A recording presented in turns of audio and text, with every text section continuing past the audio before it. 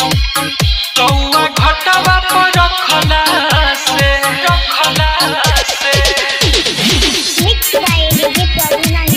कौआ घटवा पर रखला से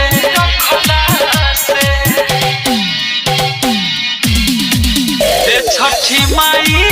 ठेकुआ ले गइल कौआ घटवा पर रखला से माई हो ठेकुआ कौआ ले गइल बाबे घटवा पर रखला से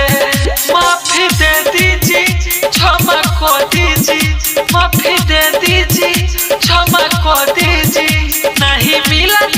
तो कला से छठी माई ठेकुआ ले गइल कौआ घटवा पर रखला से माई हो ठेकुआ कौआ ले गइल बाबे घटवा पर रखला से बाबे घटवा पर रखला से माँ गिरजा रिकॉर्डिंग स्टूडियो फुलहर। छठी माई ठेकुआ ले गइल कौआ घटवा पर रखला से सुनी बिनती है छठी मैया दिन दुखिया के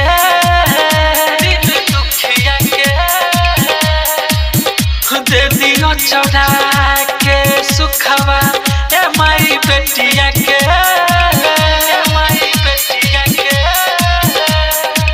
जाला न केहू उदास तहरा घटिया से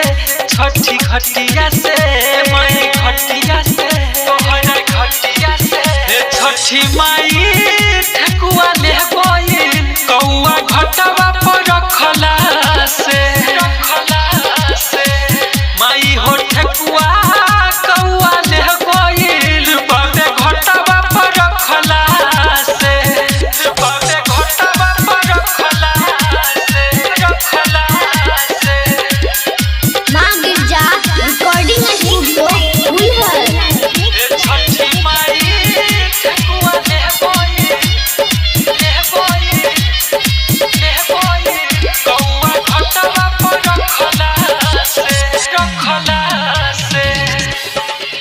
रोता नैना ये छठी माई मन लियो रजी हो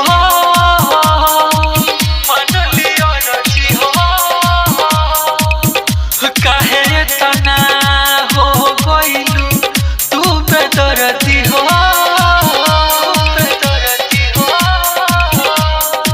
अजित लक्ष्मण तोहरे चरण में बाकी राउर मरजी हो छठी माई ठेकुआ ले गइल कौआ घटवा पर रखला से माई हो ठेकुआ कौआ ले गइल बाबे घटवा पर रखला से माफी दे दीजिए क्षमा को दीजिए माफी दे दीजिए क्षमा को दीजिए नहीं मिला तो कला से छठी माई ठेकुआ ले गइल कौआ घटवा पर रखला से माई हो ठेकुआ कौआ ले गइल बाबे घटवा पर रखला से